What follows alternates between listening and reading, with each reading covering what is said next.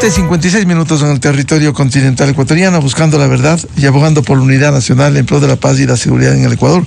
Queremos dar la bienvenida en los estudios de la revista de Opinión Democracia a un empresario muy activo que preside Constructores Positivos. Siempre seguimos sus tareas, ahora empeñados en algo que debiera fortalecerse en el país. Si hay un déficit habitacional, ¿por qué no ir a las facilidades, tasas de interés bajas, como se anuncia hoy con el Banco del IES, el BIES?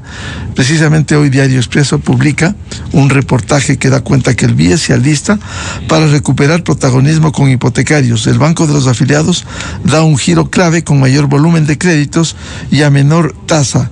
El análisis está su capacidad y el riesgo de perder rentabilidad. Con esas consideraciones hemos seguido a Henry Yandún sobre la importancia de fortalecer estos créditos con tasa de interés al 5% y viviendas fundamentalmente de interés social, aunque también la clase media aspira en este momento a llegar a un crédito por lo menos de unos $90,000 para una vivienda. ¿Cómo ve esta decisión? Muy buen día a Henry Yandún. Miguel, buenos días a las personas que nos miran o nos escuchan. Bueno, nosotros vemos con buenos ojos estas decisiones porque son varias, Miguel. Habíamos hablado con el presidente Noboa en junio, haciéndole estas propuestas de que el BIES regrese a ser protagonista en los créditos hipotecarios. Miguel, el BIES hace años llegó a ser el 70% del actor de los créditos hipotecarios y se había reducido al 30%, es decir, de más de 1.100 millones se ha reducido a 530 millones más o menos. Ahora la propuesta del gobierno y del IES, en definitiva, es regresar a los $1.000 millones. Ahora debemos destacar un poquito más atrás, Miguel. En el Ecuador hay 500,000 viviendas de déficit cuantitativo, es decir, no hay 500,000 viviendas.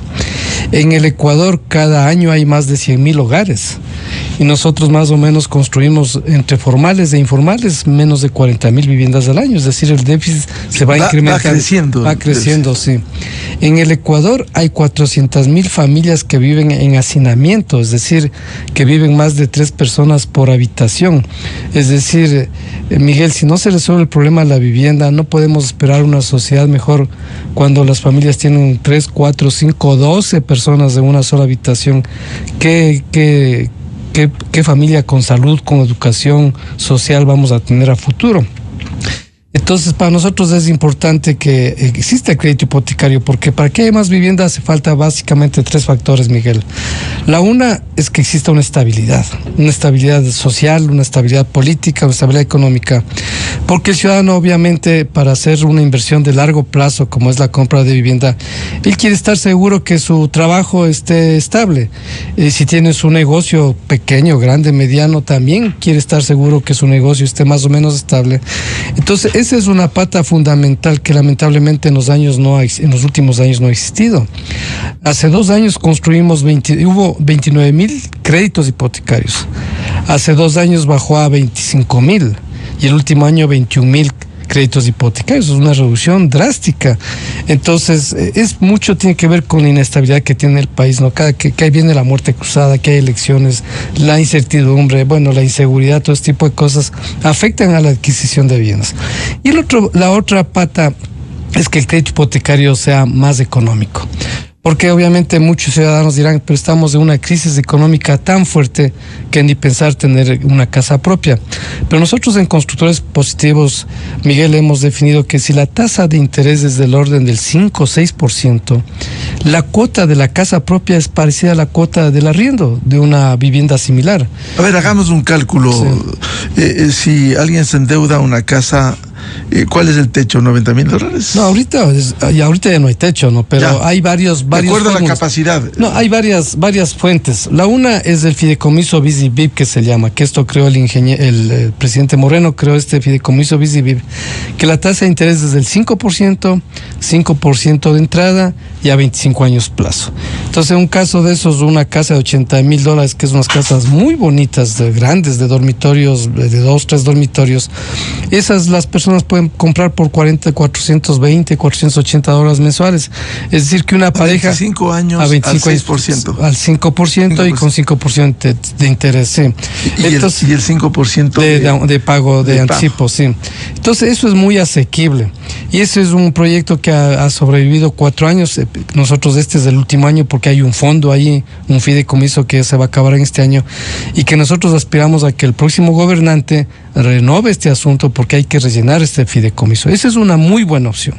Entonces ahí es una cuestión de que el ciudadano solo tiene que ver que los proyectos sean aprobados por Midubi y es una negociación que hacen básicamente con 2 bancos y mutualistas y una cooperativa aquí en el Ecuador y es muy fácil de acceder, o sea, es una negociación de privado y privado, no hay que hacer trámites burocráticos, nada por el estilo. Ese es el proyecto BIS y BIP.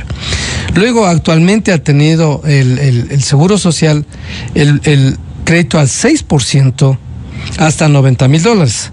Pero ahora viene una inyección, digamos, de optimismo y de una buena predisposición del BIES que dice, yo quiero llegar a 1.000 millones. Entonces, ellos están preparando de los varios 560 que tenían. De los 500 y pico, sí.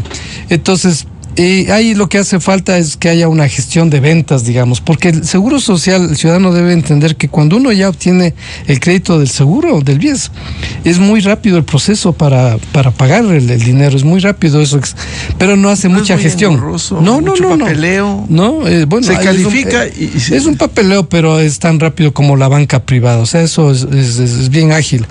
Pero el tema es que no ha habido mucha gestión. Acordémonos que el BIES cambia de gerentes cada 8 meses, entonces no puede haber gestión. Pero ahora ya hay un objetivo, 1.000 millones, y nosotros tenemos que pelear que ese objetivo se cumpla.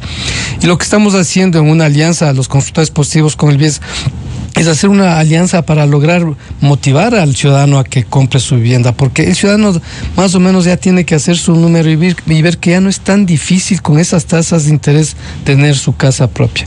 Y el BIES va a plantear, tengo entendido, esto no es oficial todavía, que va a plantear inclusive tasas de interés del 5% para viviendas menos valor y luego va a ir escalando. Nosotros hemos pedido que, por ejemplo, la tasa del 6% sea de viviendas de hasta $107,000. Pasar de 90,000 a 107. Sí, porque la ley dice así, es una ley que está atada al salario básico, pero que no se ha actualizado en el BIES. Y que también haya créditos más altos, porque como tú bien dices, la clase media también necesita su vivienda. De las 600,000 viviendas de déficit, 100,000 viviendas pertenecen a la clase media y media alta, porque todo mundo tiene derecho y aspiración a tener su casa propia. Y con 90,000 o 107,000 si pasa, para la clase media especialmente, ¿se puede hacer una casa decente, digamos? Bueno, los proyectos BIS y BIP que hay en el Ecuador son realmente lindos. Yo le invito a la ciudadanía que cuando vea una publicidad, un letrero, un proyecto, llegue, vaya y vea. Y se va a sorprender de lo bonito que son los proyectos, los amplios, los cómodos, con nuevos temas constructivos y que son bastante asequibles. Y luego viene otra buena noticia, que también fue un pedido que hicimos nosotros al presidente Noboa, es de que el Banco del Pacífico también ingresa a los créditos hipotecarios. Ellos habían salido los créditos hipotecarios y ellos ingresan con una tasa del 7.5%. ¿Ya es tasa efectiva esa? Ya, sí, es una tasa efectiva. ¿A 25 años? Eso a 25 años. Y eso es para cualquier ciudadano, porque lo del BIES obviamente es solo para los afiliados, ¿no es cierto? En cambio, esto del Banco del Pacífico es para compra de terreno, para remodelación de vivienda, para ampliación de vivienda, para compra de casa nueva, casa antigua. Es decir, se abre también este filón de créditos hipotecarios por parte del Banco del Pacífico, más lo que siempre han estado activos. Aquí hay que reconocer que el Banco del Pichincha ha sido el que más ha ayudado en este tema, la mutualista Pichincha, la mutualista Suay, la cooperativa Tuntaki, el Banco Rumiñahui han estado bien activos en los créditos hipotecarios y lamentablemente los otros bancos no participan en el Ecuador los créditos hipotecarios. No participan, no les interesa mucho, les interesa mucho el consumismo y ese es un problema social, digamos. ¿Y a qué tasa de interés de esos bancos? Bueno, los bancos de ellos están en el orden del 10 más o menos, pero ahora ya va a haber más competencia y nosotros aspiramos a que al haber competencia las tasas más o menos se autorregulen, porque de eso trata, ¿no? ¿Cuánto ayuda el que para construir una casa tenga alguien que quiera acceder a un crédito, el terreno? Bueno, el ciudadano puede aportar con su terreno y obviamente puede hacer la construcción que se llama en terreno propio y claro, se le reduce la inversión. No obstante, cada vez hay más tendencia a hacer edificios o urbanizaciones por temas social que tenemos en conjuntos y le sale más conveniente porque hay economía de escala en este tipo de cosas, ¿no? Por ejemplo, en esta época de la crisis energética, vivir en un edificio ha sido lo más bonito porque no se fue la energía, pues porque todos los edificios tienen generadores, por ejemplo. Entonces, pero el ciudadano también puede construir en su terreno propio. Y el BIES o el Banco del Pacífico, los bancos que concedan, se van a adecuar a eso. Sí, hay esos créditos para cuando alguien quiere construir en casa propia, pero tiene que ser formal, ¿no? Que es lo bueno también cuando hay estos créditos, porque en el Ecuador lamentablemente hay mucha construcción informal y eso es muy peligroso en un país que tiene alto riesgo sísmico, que se construya con la informalidad es muy grave. Y entonces esto es bueno porque se les obliga a ser formales. Inclusive, acuérdate que también hay una ley ahora de la devolución del IVA en los materiales de construcción y eso también está obligando a que la gente formalice la construcción, lo cual es una buena noticia también. ¿Y cómo funciona eso? Si alguien accede a un crédito hipotecario, invierte el BIES o el banco que fuere, le da por partes conforme avanza la obra y puede pedir la devolución del IVA. ¿En qué condiciones y qué material? Claro, la devolución del IVA es una tabla un poquito compleja, pero ellos tienen que recurrir al arquitecto que les hace el diseño y todo eso, hacen la lista de materiales y al formalizar manejan una contabilidad de la construcción y después piden la devolución del IVA. Entonces es bien interesante, en $100,000 creo que llegan a devolverle cerca de $7,000, lo cual es buenazo. Bueno, es muy bueno. Es un no proceso importa que ese dinero le da el banco. No importa, esto es devolución del IVA. Pero esa devolución le da al dueño de la obra, beneficiario, pues, claro, al dueño de la obra. Obviamente en viviendas individuales debe ser más complejo porque es todo un trámite, pero otra vez los conjuntos, las organizaciones, los constructores ya tienen especialistas en esta devolución y esto ya está comenzando a funcionar porque nosotros teníamos duda que esto funcione y nosotros aspiramos que esto también ayude a que se reduzca un poco los precios de las viviendas, ya que hay certeza que sí comienza a haber la devolución. Todavía no nos han devuelto, pero ya está el proceso y esperamos que unos 3-4 meses que el constructor sienta que realmente existe la devolución efectiva del IVA, eso va a generar competencia y va a reducir un poco los precios. Recordemos que aquí en Quito, por ejemplo, hay como 500 proyectos en marcha, hecho por 400 constructores. Es decir, que aquí la competencia es feroz, entonces aquí los constructores tienen que optimizar los costos y los precios de la manera más agresiva para poder vender, porque la verdad es que ha habido menos demanda, ¿no? Un país con tanta crisis, la demanda ha bajado. Y aspiramos que en estas elecciones ojalá haya buenas señales del nuevo gobernante, de tranquilidad, de estabilidad, porque hemos venido de tumbo en tumbo, ¿no? Entonces, para que la gente se tranquilice y haga este tipo de inversiones. Dentro de este proceso de vivienda, de construcción frente al alto déficit que existe, ¿cuánto ayudan los municipios? Porque uno escucha, sin conocer, por cierto, claro, a veces uno hace aprobar el plano, primero el trámite en el municipio y segundo, a veces tiene su caducidad, ese plano, si demora el préstamo.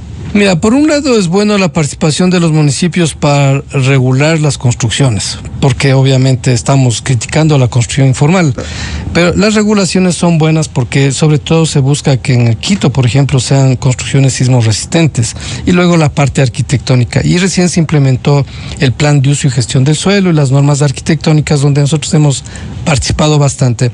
Pero ya hay un rato en que ya estos procesos son muy engorrosos y hacen que realmente sean un obstáculo para la construcción. Nosotros trabajamos con varios municipios del país. Hay municipios ejemplares como el de Puerto Viejo. Es impresionante ese municipio, cómo ha mejorado los procesos, ha digitalizado las cosas. Manta también es ágil, San Borondón es ágil. Aquí en Quito está mejorando, pero sí creemos que se deben mejorar mucho más, porque aquí duran meses los procesos y eso encarece la obra. Pero mira, hay una cifra que dice esto, mira, en el Ecuador el 6.3% de las personas trabajan en la construcción directamente. 6.3%. Aquí solo se incluye las personas que están haciendo la construcción físicamente, los arquitectos, ingenieros. No incluyen las fábricas que hacen el aluminio, el vidrio, la madera, las cortinas. Aparte de eso, es 6.3%, que ha bajado. Antes éramos como el 10%. En Guayaquil, el 9.8% de las personas trabajan en la construcción y en Quito apenas el 7%. Ahí, mira, ahí hay una medida interesante. Se está construyendo más en una ciudad donde se motiva más la construcción. Realmente hay más gente que está trabajando en la construcción. Lamentablemente en Quito estamos en el orden de los últimos años, hemos estado 6.4, 6.7, 6.5, 6.6, 7%. Entonces es una buena medida de que los municipios, no solo el de Quito, sino todos deben agilizar los procesos, deben digitalizar los procesos. En otros países los procesos demoran horas, porque ya la tecnología ahora... Todo se ingresa al sistema y traiga el papel, la solicitud escrita, firmada, y le vuelven a pedir la copia de la cédula que está prohibida. Y traiga el papel que emite el mismo municipio en otro departamento, y entonces eso es un lío. Sí se está mejorando, pero nosotros sí insistimos que se puede mejorar mucho más. El municipio sí está eliminando algunos trámites, está digitalizando otros trámites. Sí hay que reconocer que sí ha habido oídos por ahí. Nosotros mismos hemos participado en apoyar en la normativa y por ahí le vemos buenas cosas, pero yo creo que la construcción, siempre decimos, no deberían vernos a nosotros como un problema, sino como una herramienta para resolver el problema del empleo en el Ecuador, porque lo más grave es el desempleo. Lo han sido en la práctica. Siempre empleo directo e indirecto, desde la persona que va con los chochos contrastados, la verdad, a la construcción. La tienda del frente por 18 meses hace su agosto, digamos, porque claro, la gente va y consume allá. Pero imagínate, nosotros éramos antes más o menos del 10% del PIB, 9-10% del PIB, y ahora somos apenas del 6%. Y esto, hay dos grandes rubros, Miguel, que hay que aclarar. Más de 4.000 millones de dólares. Claro. No, éramos 10.000 millones. Claro. Antes, sí. Y baja 6.000. Claro, baja 4.000. Y en esa proporción baja el empleo y todo este tipo de cosas. Pero mucho se debe a la reducción de la obra pública. Eso es una reducción tremenda. Acordémonos que el Ecuador quedó muy endeudado, el Estado no tiene recursos. Como no tiene recursos, el Estado no ha construido, ni siquiera ha hecho mantenimiento de la obra pública. Y ahí viene otra buena noticia, Miguel, que las leyes de alianzas público-privadas que se han hecho en los últimos meses ya son buenas. A decir de los expertos, son leyes que ya no espantan al inversionista y existen ya un gran archivo de interesados en hacer alianzas público-privadas, que yo creo que es la única herramienta que podemos mantener y hacer obra pública en el Ecuador, no solo del gobierno central, sino de los municipios. Recientemente hubo un evento de los GATS, donde todos los GATS presentaban varios proyectos. O sea, una alianza público-privada puede ser la construcción de un mercado, de un cementerio, aparte de las carreteras, ese tipo de cosas. Y yo creo que esperemos que después de estas elecciones exista buenas señales de que la gente sienta que va a haber una seguridad jurídica y que se mantienen estas leyes que están buenas para que exista la inversión del sector privado en la obra pública. A propósito de lo que decía de los trámites en municipios, ha citado como el de Portoviejo, San Borondón, que son ágiles. En Quito se ha avanzado, pero pudiera avanzarse más. ¿Qué pasa, por ejemplo, aquí en Pichincha, el municipio de Rumiñahui, que está cerca, por ejemplo? Bueno, todos los municipios, digamos que son obsoletos en los procesos. Sí. Todos los ciudadanos ahorita podemos transferir dinero con nuestro teléfono en segundos prácticamente. El dinero es lo más valioso que tiene. Sin embargo, los trámites son muy complicados. Realmente las burocracias son muy pesadas. Hay en los mandos bajos intereses en que exista la burocracia, ¿no es cierto? Porque ahí hace falta engrasar la cosa para que fluya. Y los municipios están empeñados, pero imagínate, el alcalde y el alcalde de Portoviejo y la alcaldesa de Manta han venido a reunirse con nosotros a Quito a brindarnos un buen ceviche de esa zona, decir, venga, por favor, venga a Portoviejo, venga a Manta, venga a construir, yo le apoyo. O sea, eso realmente a uno motiva, ¿no? Pichincha no han ido estando cerca. No, aquí no nos han visitado, toca pedir cita nomás, toca pedir cita para... Pero esa es la actitud de ciertos municipios. Han venido gente de por ejemplo, de San Borondón, que es un cantón que se construye muchísimo, y es una pena decir, no hay constructores importantes de Quito que ya están construyendo en esas ciudades, porque sí hay unas facilidades, hay incentivos. Y la otra cosa es que nosotros al municipio le decimos, y a los concejales, justo en estos días vamos a tener otra reunión, es que a la construcción no solo hay que obstaculizarle, hay que motivarle. Aquí hay unas tasas muy altas para construir, unos procesos muy costosos. Y por ejemplo el metro, Miguel, es una pena saber que en la zona de influencia del metro la ciudad se está despoblando. O sea, no hay más. En la superficie. Claro, se está despoblando porque la gente quiere vivir en el Valle de los Chillos, en Cumbayá, en esas partes. Y entonces, ¿eso a qué se debe? A que no existe una política municipal, una estrategia municipal para incentivar, por ejemplo, la creación de nuevas centralidades en cada estación del metro. Los que hemos tenido la suerte de viajar al extranjero, en cada estación del metro hay unas centralidades gigantes ahí. Se trata de que la gente viva ahí cerquita, ¿no? Más bien la gente quiere vivir cerca de las paradas. Exactamente, entonces nosotros decimos... ¿Y aquí no hay incentivos? No, aquí no hay incentivos. Nosotros lo que estamos diciendo, oigan, ¿por qué no promueven de que, por ejemplo, los tasas que se paga para construir la compra del aire que conocemos medios popularmente no sea tan costosa, se construya más en altura en esa zona? Y, por ejemplo, decir al ciudadano que va a vivir en estas edificaciones a 500, 1000 metros alrededor de no paga impuesto predial los últimos 10 años, lo que sea, sería un negociazo para el municipio. Porque ahorita es aire, nadie lo ocupa, ¿no es cierto?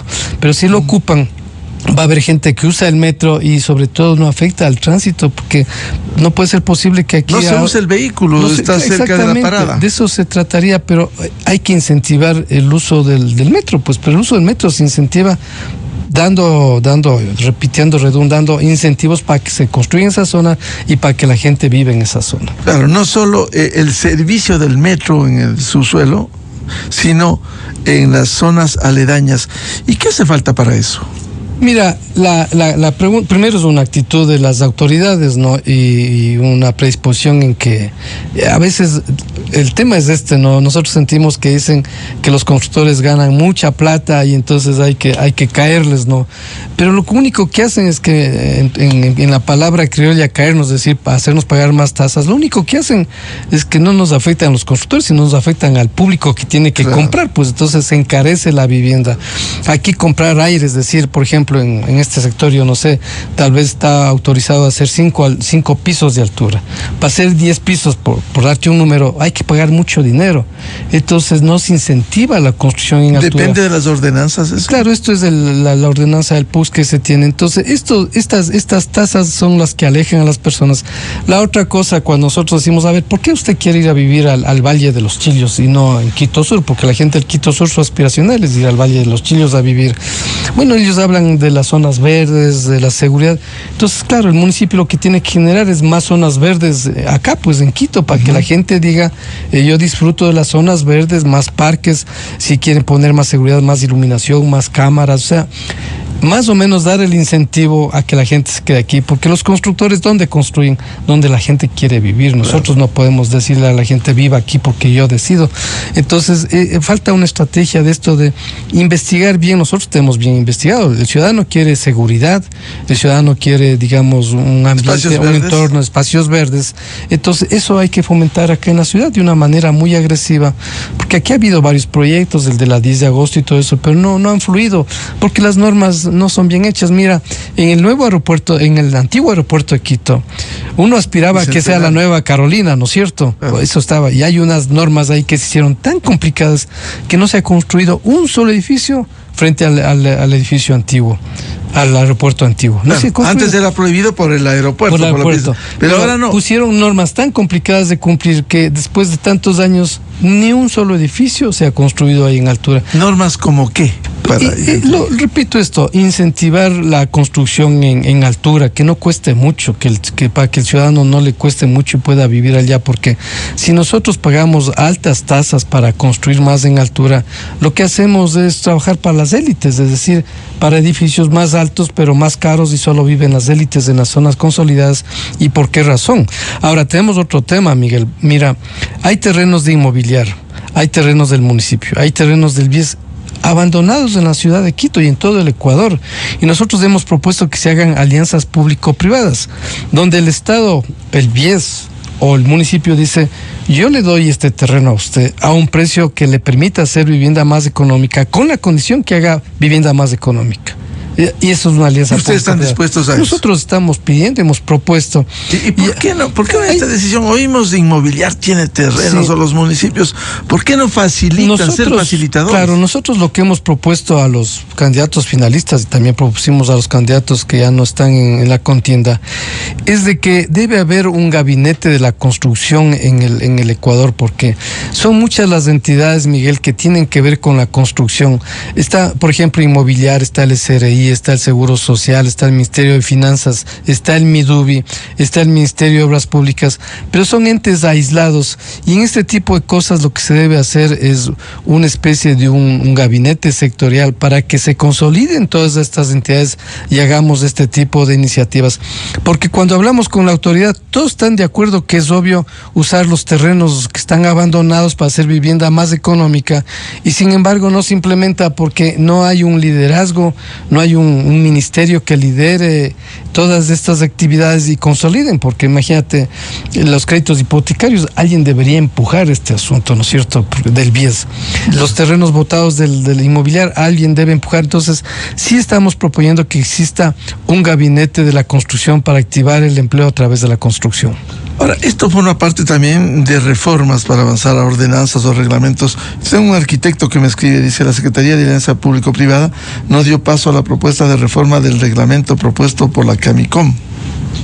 Verá, yo lo que puedo decir, yo no soy el experto, pero nosotros tenemos un grupo y hay una asociación, un consejo de infraestructura, donde son expertos en analizar las normativas, y a decir de los expertos, la normativa está bien adecuada ahorita, sí está bien hecha. Lo que hace falta es que haya una actitud de los gobernantes para que eso se implemente pronto, porque hay proyectos semi elaborados que ya deberían acelerarse, pero se queda otra vez en la burocracia. El problema en el Ecuador es que la burocracia es muy pesada y hacer una alianza público-privada es muy burocrático, y eso hay que agilizar. Por eso es que nosotros decimos, Miguel, en el próximo gobierno debe haber alguien con muy buen poder que pueda consolidar todas esas entidades para mover la construcción, porque la construcción es la manera de generar empleo en el Ecuador, realmente es una buena oportunidad. Claro, no, y hay una solución habitacional para quienes no tienen vivienda. Por un lado, no estar botando el dinero en arriendo cuando puede ese mismo dinero emplearlo ya para su casa propia. Claro, y además nuestra versión es por qué las gentes, digamos, más desfavorecidas, más vulneradas, tienen que vivir en las periferias. ¿Por qué no usar los terrenos que tenemos aquí en el centro de la ciudad, en las zonas consolidadas que pertenecen al BIES o al y hay terrenos identificados, hay bastantes, grandes. Claro, grandotes. Hay un proyecto que se llama Quitopía, que es donde era la parada de la Y, por ejemplo. Ese es gigante, ese terreno. Entonces, ¿qué hay ahí ahora? No hay nada. Entonces, ahí sí hay un proyecto del municipio. Entonces, el municipio ahí tiene un proyecto. Nosotros hemos dicho, déjenos participar para opinar, para que el proyecto sea viable. Todavía no hemos participado en esto. Pero hay, por ejemplo, hay un proyecto muy concreto donde se podría hacer vivienda de interés social o de interés prioritario en una zona consolidada, donde ya está la calle asfaltada, y hay la luz, y hay alcantarilla, y hay todo, hay transporte. Lo lógico es fomentar construcción en estas zonas consolidadas de Quito y no en las periferias. Claro, y cuando habla de los edificios y alrededor del metro, ¿no resulta menos eficaz para un municipio como el de Quito, que no facilita, reduce los precios, que no cobrar nada porque no se construye? Ese es el tema, ni comen ni dejan comer, pero lo más grave, Miguel, es que no hay un cálculo en Quito, pero hay un cálculo en Santiago de Chile, que cuando se construye dentro de la ciudad, digamos, al municipio le cuesta 4% todos los servicios, pero cuando comienzas a construir lejos de la ciudad, eso cuesta 7%, porque tienes que hacer nuevas calles, nuevas alcantarillas, nuevos tendidos eléctricos. O sea, le cuesta mucho al municipio a ir, digamos, formalizando a los barrios que se van creando alrededor. Y además son barrios con más inseguridad. Todo eso sucede, ¿no?, porque no hay luz y ese tipo de cosas. Por eso nosotros decimos, usemos los terrenos del Estado para hacer alianzas público-privadas y construir en la zona consolidada de Quito. Quito es una ciudad muy pocamente densificada, es muy baja la construcción en Quito. La población debe acercarse a donde está el metro, en pocas palabras, para que el metro además no sea una carga, porque hoy por hoy va a ser una carga para los quiteños el mantener el metro. Vuelvo al tema del obstáculo. ¿Qué hace falta falta para que el municipio facilite esto, o el gobierno inmobiliario facilite los terrenos por un lado y bajen los impuestos en esas zonas que se puede construir? Bueno, nosotros cabildeamos, nuestro deporte es cabildear, digamos, todos los días. ¿Y qué responden? Hay predisposición, pero por ejemplo, hoy por lo menos hay un alineamiento, aunque hay un problema siempre en Quito que el consejo y el alcalde no normalmente están alineados. Los últimos alcaldes han sufrido de este tema, nunca han tenido mayoría en el consejo, entonces es una pelea. Hoy sí hay mayoría. Ahora sí hay mayoría, entonces yo creo que tienen que ser más ágiles, básicamente, ser más ágiles en los planes que se tienen. Pero a nivel de la estrategia de la construcción, nosotros insistimos en que el próximo gobernante, cualquiera de las dos opciones que tenemos, debe hacer una acción concreta para consolidar el montón de entidades que tienen que ver con la construcción y alinearles, porque si no están alineados son esfuerzos aislados. Inmobiliar siempre nos ha dicho, excelente idea, me parece fantástico, pero no concretan. Pero nadie le empuja, pues alguien tiene que empujarle a esa entidad. Y además de eso tiene que ver con el Ministerio de Finanzas, tiene que ver con el Midubi, o sea, hay un montón de entidades que no están totalmente alineadas. Ahora, citaba el primer punto, el ingeniero Henry Yandón, que el país necesita estabilidad social, política y económica para dar certezas, por ejemplo, al sector de la construcción. Pero a veces asusta también cuando se escucha si es que se perdería el dólar, por ejemplo. El dólar es una moneda muy apreciada en el Ecuador. Eso ni pensar en un escenario. Claro, yo me acuerdo hace muchos años, porque ya estamos viejitos algunos. Antes había que hacer la casa al contado prácticamente. Gracias a que hay la dolarización, hay créditos a larguísimo plazo y nosotros tenemos la certeza que vamos a ganar tanto y a gastar tanto. Está clarito, claro, el panorama. Si la cuota es 400 los 25 años. Y tanto gano y más o menos así. Pero cuando hay estos temas inflacionarios es tremendo. Cuando ya pasó, pues, o sea, casi claro. Antes había que tener la plata para hacer la casa porque tú no sabías cuánto ibas a ganar porque se devalúa la moneda, hay inflación. Entonces el ciudadano cada vez gana menos. Claro. Y las cosas suben de precio. Entonces ahí era imposible comprarse un carro, pero una casa. Entonces, claro. No, yo creo que con la dolarización ha fortalecido la vivienda, un vehículo para la clase media. El ciudadano ecuatoriano es sabio, por eso dice la dolarización tiene que mantenerse. Porque imagínate la compra de las doras que llamamos, la compra de doras es la lavadora, la secadora, la licuadora, entonces es asequible para la gente porque saben que tienen que pagar una cuota mensual de $15 y la compran. Entonces hay certeza, pero cuando hay devaluaciones, los que vivimos de esas épocas, había fuertes devaluaciones, había que devolver el carro que no se podía pagar porque el sueldo no sube tanto como la devaluación. Claro, al contrario, va reduciéndose. Claro, entonces va a necesitar más para pagar y se va achicando el presupuesto. Claro, es que la inflación crece bastante y los sueldos no crecen tanto. Entonces la realidad, acuérdate. Y hoy está controlada la inflación en el Ecuador. Claro, ahorita sí sabemos, tenemos certeza y los jóvenes deberían saber que tenemos la certeza cuánto ganamos y cuánto gastamos a largo plazo. De la otra manera, realmente es difícil manejar eso. En definitiva, ¿cómo reactivar al sector de la construcción que ha sido muy eficaz para generar fuentes de empleo? Bueno, el sector privado es el que ha mantenido la construcción en el sector inmobiliario, porque antes éramos el 30% de la construcción, ahora somos el 50%. No es que hemos crecido, sino que decreció mucho la obra pública. Entonces nosotros hemos estado sosteniendo la economía esta. Pero el resumen es esto, Miguel.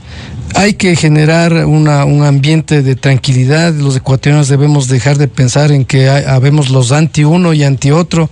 El odio hay que dejar a un lado. Aquí nuestro propósito en contratos positivos es reducir el déficit de vivienda, reducir el déficit de infraestructura. Y eso es un objetivo con cualquier tendencia política y eso debería mantenerse. Y esto es con tranquilidad, con estabilidad, con reglas claras de juego. Y la otra cosa, un crédito más económico que nosotros ahora creemos que sí hay créditos interesantes para toda la población. ¿Y está resuelto con el BIES de esto? ¿O lo del 5%, lo del 6%, subir el Lo del techo? 6 es un hecho hasta 90,000, pero la próxima semana ya nos van a anunciar, ellos que anuncien, yo de gana debo adelantarme, pero sé que va a haber mejores condiciones, que van a presentar nuevos productos la próxima semana. El BIES, igual que el Banco del Pacífico. El Pacífico ya es un hecho, ya está al 7.5%, ya está funcionando. Bien, noticias buenas. Oxigenar en medio de la política y el proceso electoral un tema tan fundamental. Quienes no tienen tienen vivienda acceder a una vivienda y no botar el dinero, como se suele decir, en arriendo, en lugar de pagar por su vivienda en determinado periodo. Al ingeniero Henry Yandún, empresario muy activo, presidente de Constructores Positivos, muchas gracias de información. Muchas gracias, Miguel, muchas gracias, buenos días a todos. 8:31 minutos en el territorio continental ecuatoriano. Vamos a una pausa y ya volvemos. Diálogo previsto con la directora metropolitana de gestión de riesgos en el Distrito Metropolitano, Patricia Carrillo, para hablar sobre las tareas que se cumple en la capital por este invierno. Desde 1984 con Gonzalo Rosero. La revista de opinión Democracia. Siempre líderes, siempre confiables. Enseguida regresa Miguel Rivadeneira a la búsqueda de la verdad.